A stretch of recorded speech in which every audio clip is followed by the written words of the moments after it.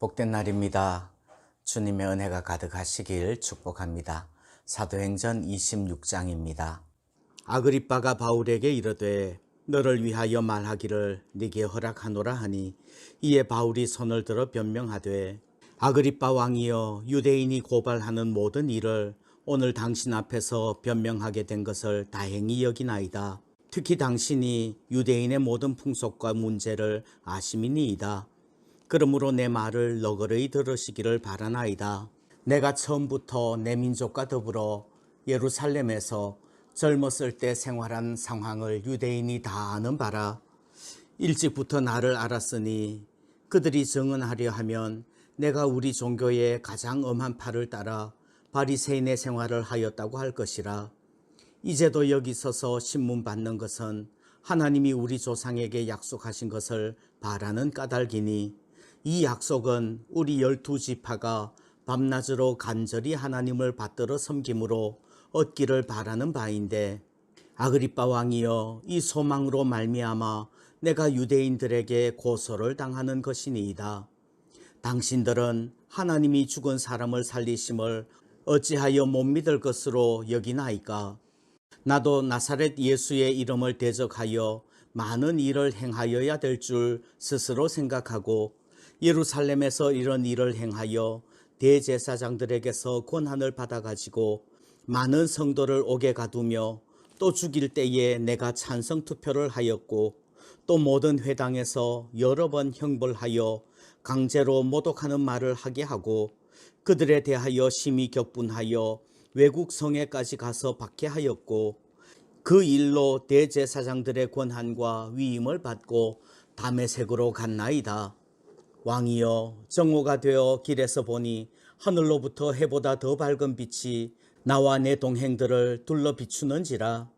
우리가 다 땅에 엎드러짐에 내가 소리를 들으니 히브리 말로 이르되, 사울아 사울아, 내가 어찌하여 나를 박해하느냐?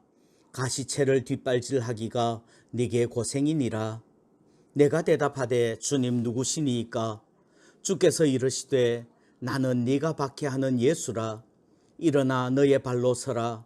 내가 네게 나타난 것은 곧 네가 나를 본 일과 장차 내가 네게 나타날 일에 너로 종과 증인을 삼으려 함이니, 이스라엘과 이방인들에게서 내가 너를 구원하여 그들에게 보내어 그 눈을 뜨게 하여 어둠에서 빛으로, 사단의 권세에서 하나님께로 돌아오게 하고, 죄사함과 나를 믿어 거룩하게 된 무리 가운데서 기업을 얻게 하리라 하더이다. 아그리빠 왕이여, 그러므로 하늘에서 보이신 것을 내가 거스르지 아니하고 먼저 다메섹과 예루살렘에 있는 사람과 유대 온 땅과 이방인에게까지 회개하고 하나님께로 돌아와서 회개에 합당한 일을 하라 전하므로, 유대인들이 성전에서 나를 잡아 죽이고자 하였으나 하나님의 도우심을 받아 내가 오늘까지 서서 높고 낮은 사람 앞에서 증언하는 것은 선지자들과 모세가 반드시 되리라고 말한 것밖에 없으니, 곧 그리스도가 고난을 받으실 것과 죽은 자 가운데서 먼저 다시 살아나사 이스라엘과 이방인들에게 빛을 전하시리라 함이니이다 하니라. 바울이 이같이 변명하매 베스도가 크게 소리내어 이르되, 바울아, 네가 미쳤도다. 네 많은 학문이 너를 미치게 한다 하니, 바울이 이르되, 베스도 각하여, 내가 미친 것이 아니요 참되고 온전한 말을 하나이다. 왕께서는 이 일을 아시기로 내가 왕께 담대히 말하노니, 이 일에 하나라도 아시지 못함이 없는 줄 믿나이다. 이 일은 한쪽 구석에서 행한 것이 아니니이다. 아그리빠 왕이여, 선지자를 믿으시나이까? 믿으시는 줄 아나이다. 아그리빠가 바울에게 이르되, 네가 적은 말로 나를 권하여 그리스도인이 되게 하려 하는도다. 바울이 이르되, 말이 적으나 많으나 당신뿐 아니라 오늘 내 말을 듣는 모든 사람도 다 이렇게 결박된 것 외에는 나와 같이 되기를 하나님께 원하나이다 하니라. 왕과 총독과 버니게와 그 함께 앉은 사람들이 다 일어나서 물러가 서로 말하되, 이 사람은 사형이나 결박을 당할 만한 행위가 없다 하더라. 이에 아그리빠가 베스도에게 이르되 이 사람이 만일 가이사에게 상소하지 아니하였더라면 석방될 수 있을 뻔하였다 하니라. 아멘. 오늘은 이 말씀을 보면서 나와 같이 되기를 이라는 제목으로 은혜 나누려고 합니다. 사도 바울은 아그리빠 왕과 모든 사람들에게 나와 같이 되기를 하나님께 원한다고 말씀을 합니다. 고린도전서에서도 같은 말씀을 합니다. 고린도전서 4장 16절을 보시면 그러므로 내가 너희에게 권하노니 너희는 나를 본받는 자가 되라. 고린도전서 11장 1절에서도 내가 그리스도를 본받는 자 된 것 같이 너희는 나를 본받는 자가 되라 이렇게 말씀을 합니다.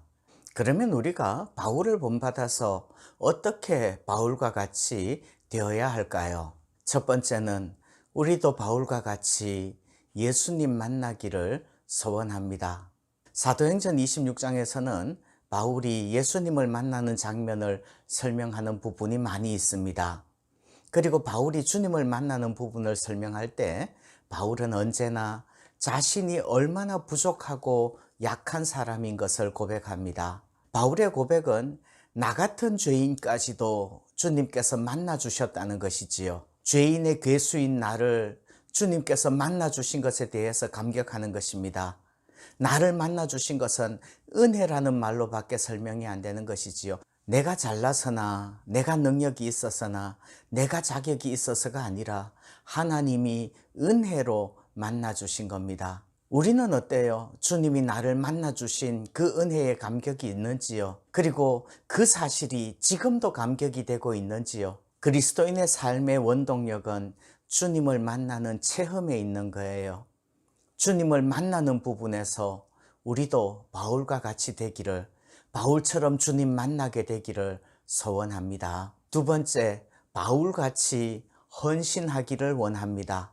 헌신의 부분에서도 바울 같았으면 좋겠어요. 주님을 만난 바울은 온전히 삶이 변화되어지는 거죠.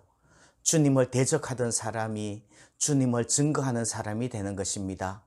부활의 주님을 증거하는 것이 삶의 목표가 되고요. 먹든지 마시든지 무엇을 하든지 이제는 주님의 영광을 위해서 살고 자기 자신을 위해서 살지 않는다는 말입니다. 또 자기를 위해서 자기 자랑을 위해서 주님을 섬기는 것이 아니라 주님의 영광을 위하여서 주님의 뜻을 순종하기 위하여서 주님을 섬기는 것이지요. 정말로 주님을 섬기는 헌신, 주님을 위해서 주님을 섬기는 헌신이 그것이 바울의 헌신입니다. 그것을 위해서 바울은 목숨조차도 조금 더 귀한 것으로 여기지 아니하였습니다. 우리는 어떻습니까? 정말로 주님을 위해서 살고 주님을 위해서 일하고 주님을 위해서 헌신하고 있습니까? 아니면 주님을 섬긴다고 하면서도 여전히 나를 위해서 주님을 섬기는 건 아닌지요? 바울과 같이 온전히 주님께 헌신할 수 있기를 소원합니다. 세 번째, 바울과 같이 그 인격이 성숙되기를 원합니다. 자기를 부인하고 유순해져야 되는 것이지요.